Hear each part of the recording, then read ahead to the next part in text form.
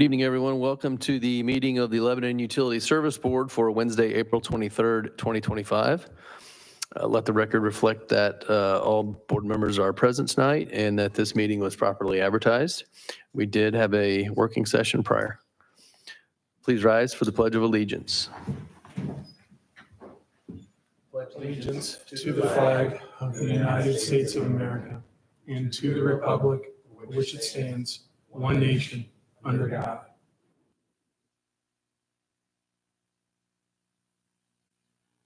All right, we like to offer public comment now and at the end of each of our meetings, so I'd go ahead and do that. And don't see anyone here for comments, so we'll offer again at the end. First item we have tonight is the approval of our minutes from the April 9th, 2025 meeting. Everyone had a chance to review those minutes, and if so, I'd entertain a motion. I move to approve the minutes from April 9th, 2025.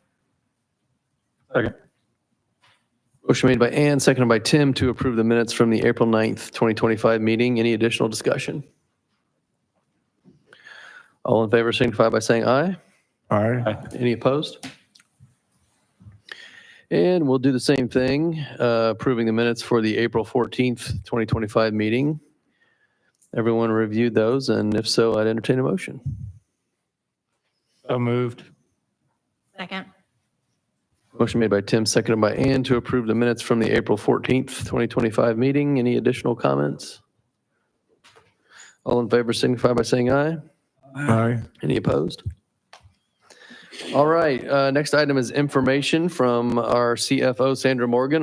It's a 2024 financial review. Sandra? Good evening, everyone. And I am here tonight to review our 2024 performance.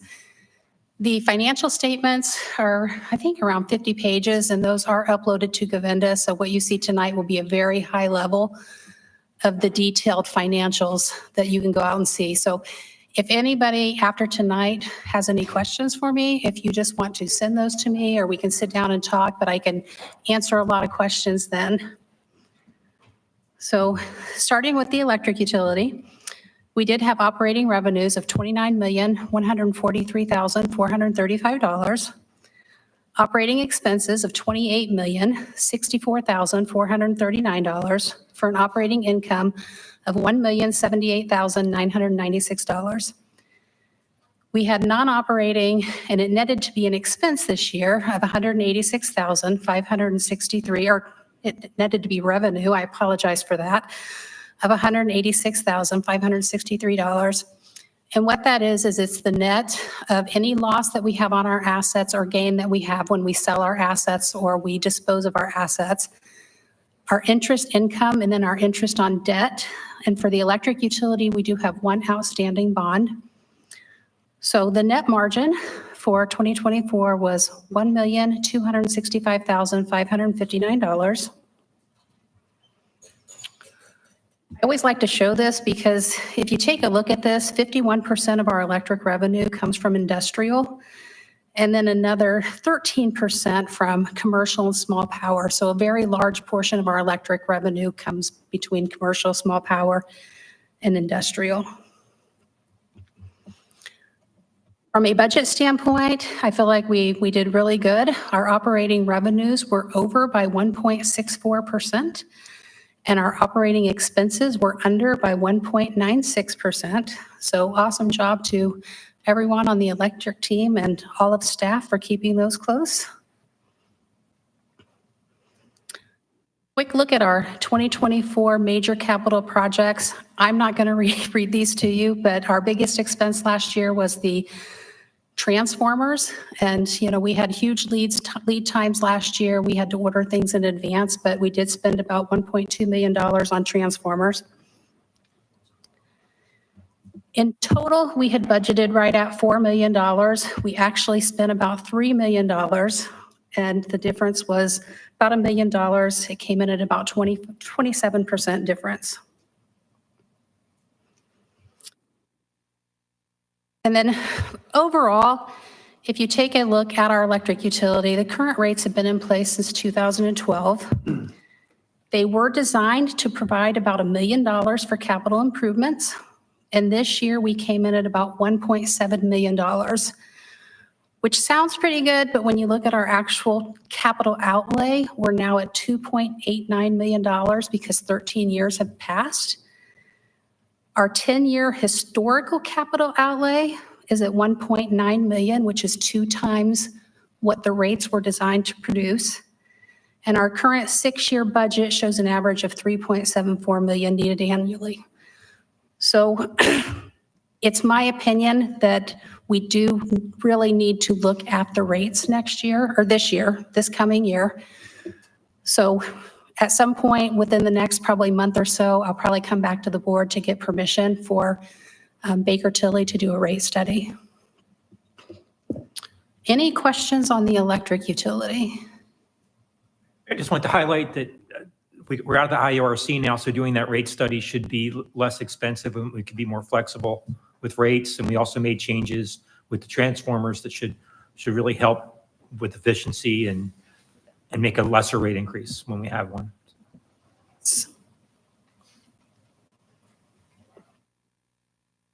So water utility income statement, operating revenue, $5,764,152.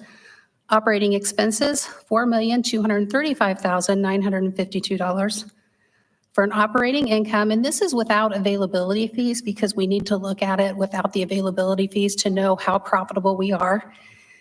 We had an operating income of $1,528,200. Non-operating revenue of $421,708. And again, that consists on the gain and loss on the assets. The water utility has 2 outstanding bonds, a third if you count the one for LEAP, but right now we don't have LEAP in these numbers. So for a net margin of $1,949,908. Quick look, a little bit different on the water operating. You have a big portion that's commercial versus the industrial and a big portion that comes from residential. But our operating revenues were 3.15% more than what we budgeted, and our operating expenses were 2.06% less than what we budgeted. So again, great job, everyone. Looking at our major capital improvements, and you're going to see this here in just a minute. When we budgeted the additional water source, we didn't have financials for LEAP. We don't have a budget for LEAP yet. So we did put those under the water utility, and that hasn't been started. So that's $5 million of the difference that we'll see on the next page. But we did budget $8.3 million. We only spent $974,000. Which is about an 88% difference on the capital. So the rates for the water utility were built to allow $758,000, and those rates, I want to say, were set back in 2017 or 18. They went over 5 years, but I think 2022 was the last year. But in 2024, they did allow, with all of our changes, $2.1 million outside of bond projects. A big portion of that increase is anticipation of the repayment of the 2019 and the 2021 SRF bonds. Payments on those 2021 bonds started in 2023, and they will increase in the coming years. So our actual 2024 capital outlay was the $974,000. This did allow our cash reserves to increase for 2024 quite significantly. Our 10-year historical outlay is about $2 million a year, and our current 6-year shows about $2.3 million. So right now, I'm not concerned about the water utility. I'm sorry, go ahead. Oh, I just didn't know if you had any questions. I did make note that if I looked at the information correctly, there's a availability fee cash balance of almost $6.4 million. I would have to look at my financial statements, but I'm assuming that you're correct. Just wanted to note that. That would be a subset of our December 31 cash of $15.9 million, right? Not in addition, but a subset? A subset. Okay, thank Yeah, you. the availability fee cash was $6,375,387. Right. Thank you. So Sandra, the average outlay of a couple $1 million or 2.3 over the next 6 years, that's independent of availability fees, correct? No, that would include availability fees. If the availability fees are If they are for apply. improvements. Okay. So that's Good. that's the part you have to look at each Right. year is some years no projects will apply. Right. Some years 3 projects might apply. And the flip side of that is some years you may collect nothing in availability fees and other years you might. I think the water utility collected 600,000 this year and the wastewater utility collected around $1 million. And until the water situation significantly improves in 2027, the availability fees between now and then won't be what they have been in the past generally. Generally speaking, that would be correct. Yeah, what you don't see in the water utility, what I don't have on any slides would be the LEAP portion of the water utility. The what? The LEAP portion. Oh, okay. The reason that's not really included in here is the only activity that happened was we received the contributions from the state that went, that are sitting state level with our name on them. And then we had 3 disbursements, I believe, in December that for about $300,000 that we recorded as bonds payable. With the SRF loans, we don't record the total amount of the bonds as payable. We record the bonds payable as we do the draw requests. So you won't see that $78 million on the balance sheet anywhere. What you'll see is just what we keep drawing down from that. I just want to point out that it's of significant benefit to civil district ratepayers that the 2 accounting systems are separate, the civil and the LEAP, and that the LEAP folks, as the LEAP district develops, the LEAP companies will pay together with the IEDC when there are shortfalls, will pay and other assorted sources. Yes. Will pay the bond payments and other necessities without the civil ratepayers paying it. Yes, and that's why we separated it, because it's very important to us that none of the civil ratepayers pay for anything on the LEAP side. Just wanted to say that yet again. Thank you. Any more questions on water? Okay, on the wastewater utility, they had operating revenue of $6,021,549. Operating expenses of $4,742,663. Operating income, $1.2 million, about $1.3 million. Non-operating revenue, $519,424 for a net margin of $1,798,310. This looks very similar to the water utility. Almost 50% is residential, and then almost 40% is commercial. From a budget standpoint, again, we think we did fantastic here. Operating revenues were 1.9% above budget, and operating expenses 3.92% below budget. I would like to point out here, go back to that slide, please. It's good to congratulate ourselves in this regard, but the net margin last year on wastewater was $958,509 less than budgeted. So that's another factor that goes into deciding on the good ledger and the not excellent ledger, in my mind. Right, I agree with that to an extent. The reason we don't normally include it is because if you budget for a net margin of 100 and it comes in at 200, you're off 100%, but it's only $100. So we don't normally include that in this calculation, but we could in the future. Well, 958,000 is more than 100, but. Number? Please proceed. Yeah, the good news is it should have been in the good direction because the revenues were over budget and the expenses were under. So hopefully it still looks good to everyone. On the major capital improvements, and this will go somewhat to what we said earlier, but our biggest expense here was for the Business Park Regional Lift Station, and you'll see that we spent about $4 million. That $4 million did come out of availability fees. In total, we budgeted $398,710. We spent about $5.7 million, and that is about a 60% difference. So looking at our wastewater analysis. I'm sorry. Go ahead. Can we go up? I want you go back one, please. One more? Yeah, a 60% difference between what's budgeted and actual. I wonder when it comes to finance committee time to review the budget, if we shouldn't anticipate accepting budgets that we anticipate falling within our 30% target, rather, 60% off. Our target is to be no more than 30% off. And I wonder if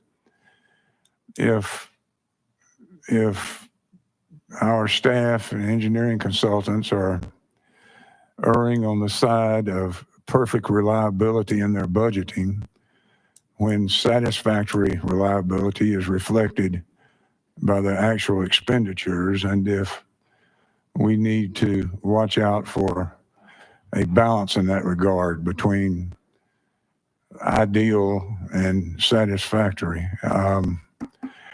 I don't necessarily ask for a response. I'm just thinking out loud as to how we can approach what I consider capital improvement misses. Thank you. Hey, Sandra, some of these, correct me if I'm wrong, some of the variances here are split between 2 years, right? For like the Reese Park budget 2.6, only spent 236 in 24, but some of that's spent in 25 or no? Well, this was actually what was budgeted for 2024, but my guess is there's a reason why we didn't do Reese Park Phase 2. So I don't know if you want Brian to come up and speak to that, or Hickory Junction Phase 2, because it looks like we just started that, but I'm guessing there's. Yeah, I mean, I don't want to get too off track, but just that could be a reason, right? Yeah, so Reese Park land acquisition delayed that. So it got, instead of it being able to be done in a calendar year or one budget cycle, it got pushed. Hickory Junction, it's developer led. So we were waiting on Phase 1 to be completed. The anticipation completed date was 2024. It's still not completed. So that's why it was budgeted for 24, but not, the only dollars you see associated with that are just engineering fees to get it set up and ready. So some of that is developer driven that we don't have a lot of control off of. Yeah, thank you. I guess I'd like to emphasize what Ryan was saying about easement and land acquisition being the biggest source of delays on large capital projects. We have a very large capital project ongoing on getting started on water and wastewater, and that's probably our biggest concern as far as keeping on schedule is land acquisition and easement acquisition.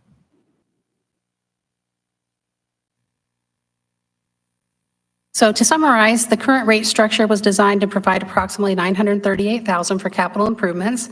In 2024, they allowed for just over $2.1 million outside of bond projects, and our actual outlay was $5.7 million. And as we just saw, $4 million of that was with availability fees. So that's not alarming to me, doesn't concern me that much.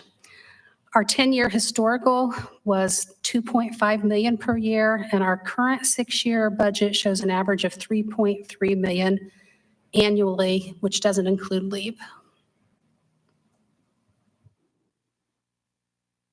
Any other questions on wastewater? All right, for the telecom utility, we had operating revenues of $908,936. Operating expenses of $683,920 for an operating income of $225,016. We had non-operating revenue of $59,207. The telecom utility has zero debt right now, so that is interest income. Net margin, $284,223. On the telecom side, 56% of our customers are residential, so between residential and wireless commercial makes up most of the customers there.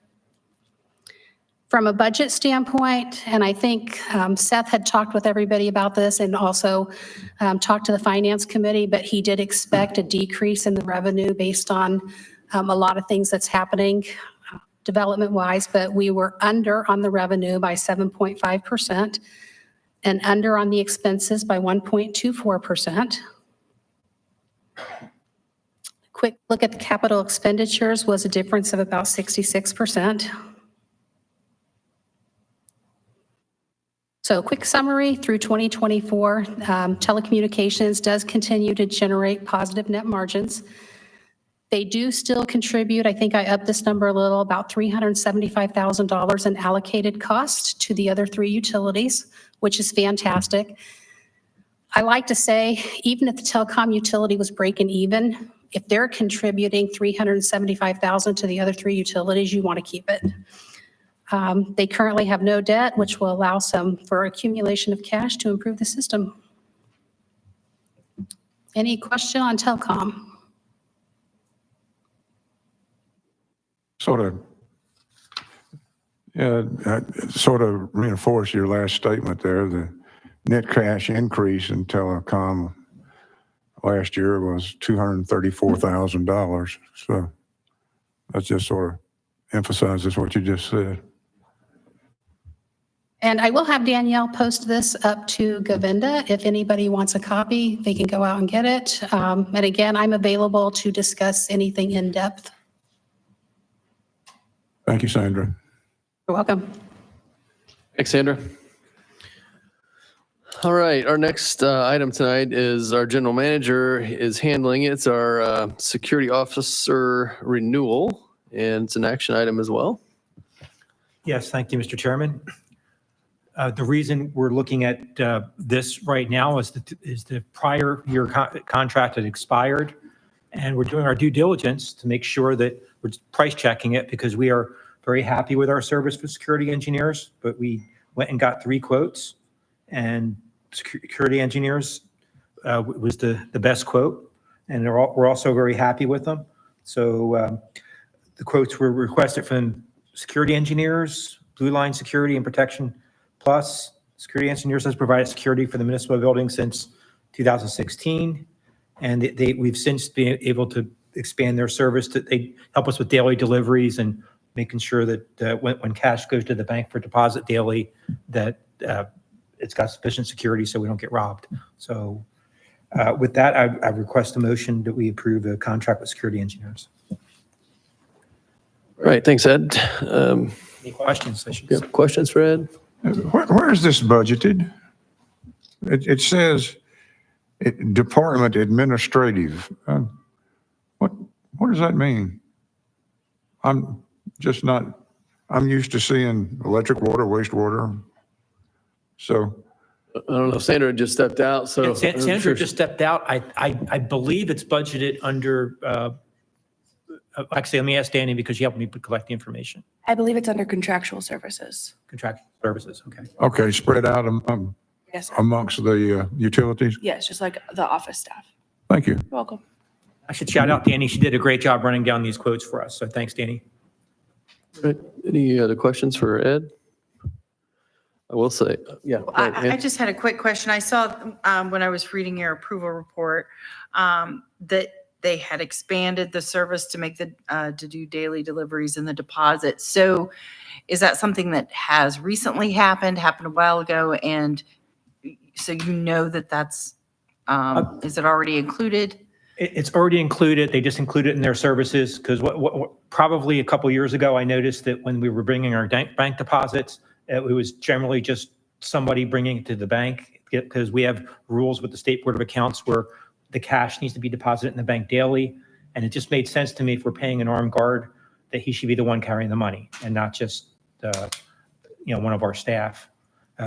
So when he was making those rounds to the bank, it also made sense that he could stop by our sites and deliver the interoffice mails where the deliveries are. Thank you for that. I appreciate it. I just didn't know if that was an unknown service, but it sounds like it's been going on for a while. So. Just kind of a synergy that seems to work for us. I hadn't noticed our particular guard is armed. Yes, sir. Okay, That's thank you. probably the primary reason that we contracted out, because it would be very difficult for us to have an armed guard Thank you. without going through a bunch of administration stuff. So, Right. Any other questions for Ed? I will say that I'm not here every day, obviously, but I hear good things from people here, from Nathan, our security officer, and security engineers. So any other questions, comments? I'd entertain a motion if not. I make a motion to approve a 3-year renewal agreement with security engineers to provide security for the municipal building. Second. Motion made by Bill, seconded by Ann to approve the 3-year renewal agreement with security engineers for municipal building security. Any additional comments? All in favor signify by saying aye. Aye. Any opposed? All right, moving on to the Angeli Gardens electric conduit and equipment installation. It's an action item. yeah, let me take a moment to introduce one of our new employees. This is Josh Hale. He joined us over a month ago, most recently from Duke Energy, where he earned his journeyman license and got promoted into the position where he works on SCADA and substations, all skills we need.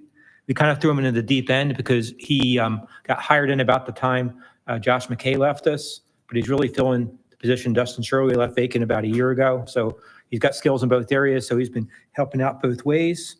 And I should also say, he's a fellow veteran. He's served honorably in the Marine Corps, where he led teams under pressure. So that's where he gets his calm from. And we're glad to have him. So be sure to ask him a lot of questions and grow him really, really hard, because this is his first time at a board meeting. So Welcome, Josh. Good evening. Thank you, Ed, for the kind words. I would like to ask the board to approve having Barry install the electric conduit and equipment for Angeli Gardens Phase 1 with a not to exceed amount of $43,248. And that amount is being deducted from the budgeted amount of $211,328.15, with a difference of $168,080.15. Right. Questions for Josh on this specific project? If I counted correctly, this covers about 20 homes. I believe so in Phase 1, by the amount of dirt that's been moved, I believe that is correct. And if I recall correctly, the entire project, I think, is 69 homes. So and that they're grandfathered in to where the developer's not paying for this cost that the current ratepayers are, and that policy has changed, but the future phases were also part of the grandfathered agreement. Is that correct? That is correct. Fooey, thank you. Let's not talk about water and wastewater. All right, anything else for Josh? If not, I'd entertain a motion. I move to approve Barriott to install the electric conduit and equipment for Angeli Gardens Phase 1A for the not to exceed amount of $43,248, and have General Manager Ed Baskell sign all documents. Second. Motion made by Ann and seconded by Bill to approve Barriott installing the electric conduit and equipment for Angeli Gardens Phase 1A with a not to exceed amount of $43,248, with our general manager signing. Additional questions, comments? All in favor signify by saying aye. Aye. Any opposed? All right, looks like Josh is staying put for another minute here on the Chadwick electric conduit and equipment installation change order. This is a request for approval of a change order for the Chadwick project.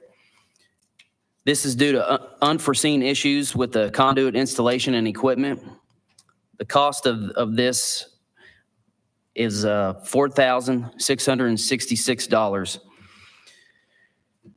The original quote not to exceed was $84,006. So the revised quote with the unforeseen changes is a total of $88,671.85. Does anybody have any questions? Questions for Josh on this change order? I guess not really a question, just a comment that Jeff Greeno did a lot of work talking to Barry at getting that. They initially had a higher amount, and he checked it and he's verified that this is a reasonable expense because there were some issues on that job. Is that right, Jeff? Yeah. Thanks. Right. Anything else? Entertain a motion. I move to approve the change order in the amount of $4,665.85 for the Chadwick Conduit and Equipment Installation Project in accordance with IC 36-1-4-16, and have General Manager Ed Baskell sign all appropriate documents. Second. Motion made by Tim, seconded by Ann for approval of the change order in the amount of $4,665.85 for the Chadwick Conduit and Equipment Installation in accordance with IC 36-1-4-16 with our general manager signing all documents. Additional comments, questions? All in favor signify by saying aye. Aye. Any opposed? All right, thank you, Josh. Appreciate it. You. All right, next item tonight is the Abner Longley Water Storage Tank, and it's Hawk. Hawk. Close enough. Close enough. You know, And maybe depending on what part of the state you're from, they may pronounce it different. we usually get it wrong here. So. What we got, Ryan? Good evening. This request is for the approval of a leasing program with Hawk for automatic testers at the Abner Longley Water Storage Tank. The current equipment is not Hawk brand, and we've been having issues with that pretty much since the day that the water storage tank was put online. And just for some point of reference, with this, the current company that we have, time and travel on the minimum, if we have any equipment worked on or any upgrades done, is $4,800. And last year we had them out 3 different times. So just to give you an idea on the cost of the lease compared to owning the equipment ourselves, Hawk will come in and put in brand new equipment, and it is a year-to-year lease. At the end of 3 years, we do have the option to buy the current equipment and just do a maintenance with Hawk, or continue to lease equipment. And part of the lease does offer, if a new model comes out of the testing equipment that is better than what we have, they will upgrade that for us as part of the lease. They will have a maintenance program as part of the lease also. So I am asking you for this is a yearly lease. The cost is $15,431.67 a year, and it is not an auto renew. So every year I will come back to the board to ask for this. So it's not we're not committed to 3 years, but the lease program itself is over a 3-year period. And I noticed in the documents that the $15,431 was listed for each of the next 2 years. You think that will hold in place? I do, yes. Okay, so in other words, next year you'll come back with the exact same request for the exact same amount of dollars? Yes, and the nice thing about that is it's a budgetable item, and I know what that line item is going to cost, as opposed to if we have to call somebody out and pay them every single time. I don't know how to budget for that because I don't know what kind of issues we might have throughout the year. So this will just cover everything, and we can plan for it in next year's budget. And I presume some of the issues we were having there aren't warranty covered, given the age. I mean, the tank's not that old, right? But So some of the issues, the equipment is covered, but the time and travel is not. And so even on equipment that we were able to capitalize on the warranty, we still had an outgoing cost for that with the equipment getting replaced. So it just didn't make sense based on the issues we've had and having to pay time and travel to continue going that route. got it. All right. Other questions for Ryan? Entertain a motion. I move to approve Hawk leasing program for Abnormally Water Storage Facility for an amount not to exceed $15,431.67. Second. Motion made by Bill, seconded by Tim to approve Hawk leasing program for the Abner Longley Water Storage Facility for an amount not to exceed $15,431.67. Any additional discussion? All in favor, signify by saying aye. Aye. Any opposed? All right. Thank you, Ryan. Thank you. All right. Next item tonight is the water treatment plant truck replacement. We have Spencer Portish on the podium tonight. Hey, Spence. How are you? Making it. So this one, I am requesting for the purchase of a new work truck to replace the existing vehicle, truck 34. The current truck will be traded in with an estimated trade-in value of $10,000. This addition will help maintain efficiency and meet growing demands amongst our team. We received 5 quotes for a new truck, the lowest being $61,210 for a cabin chassis. Additionally, we received a quote from Clark Truck Equipment for a work bed, which was quoted incorrectly, so I'm asking that this be removed from this request and brought back at a later time. So with that, I request that the purchase of a Ford F-350 chassis from Tom Wood Ford for the amount not to exceed $61,210 and the permission to trade in truck 34, with that trade-in being applied to the purchase of the new truck. All right. So the 10,000 for the trade is still in talks. Is that right? I have a form pretty much from Tom Wood that says, hey, you're $10,000. So. Oh, okay. So that's, Yeah, so good we're there. pretty much locked in, Okay. regarding, I mean, unless something changes upon Okay. inspection, but. All right. Do we need 2 motions for that? Table that. Yeah, I think the second motion here for the truck 34 from. Do we need a second motion for the $10,000 credit? Oh, yeah. Not if you trade it in, you don't. No, but I would prefer that it be declared surplus, that truck Right. 34, instead of ask for permission to trade it in, that would be declared as surplus. As part of the motion, yes. Please. All right. Other questions for Spencer before we have a couple motions here? All right. So I would entertain a motion for the declaration of surplus on truck 34 first.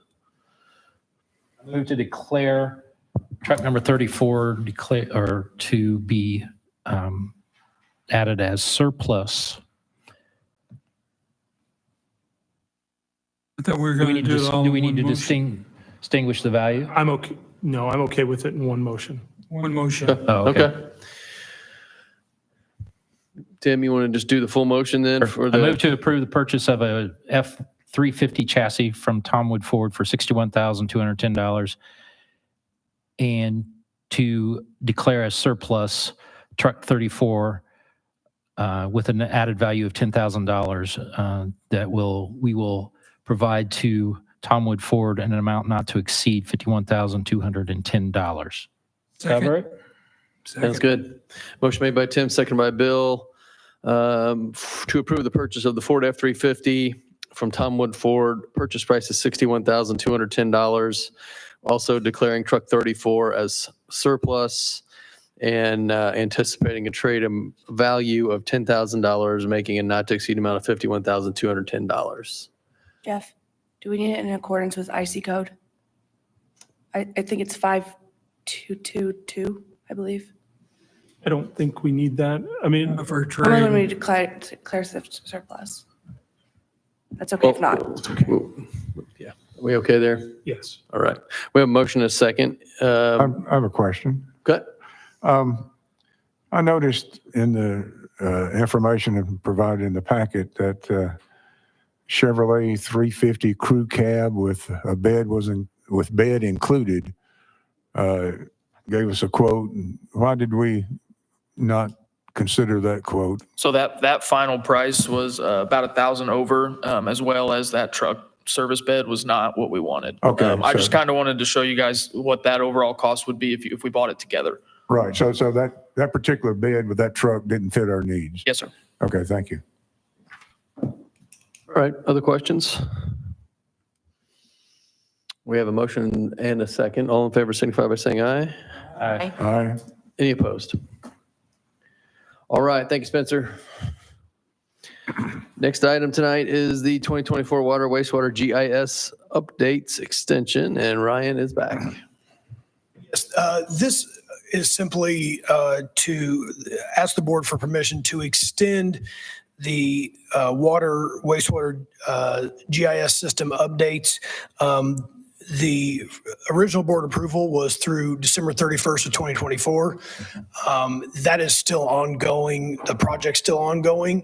So as we get invoices to complete this, that are dated 2025, the board agreement is through 2024. So we don't need the lump sum that was approved is where we are. I don't need, financially, there's no changes. It's just to go ahead and extend this agreement through December 31st of 2025 is my request. All right, questions for Ryan? What's scope involved here? So we are updating the GIS on the water, wastewater, and going through each parcel throughout the whole town and adding EDUs to each parcel, and then adding the ability to have historical data on more water mains, all the fire hydrants, and just using and updating the software. About new construction? All new construction, as long as we have the as-built, will be added also in Is that. that part of this or part of a capital budget? It's part of this. It's Okay. part of this lump sum. How long does that take? I'm being pointed here. I looked and I can't find some sewer lines I'm looking for. Yes, so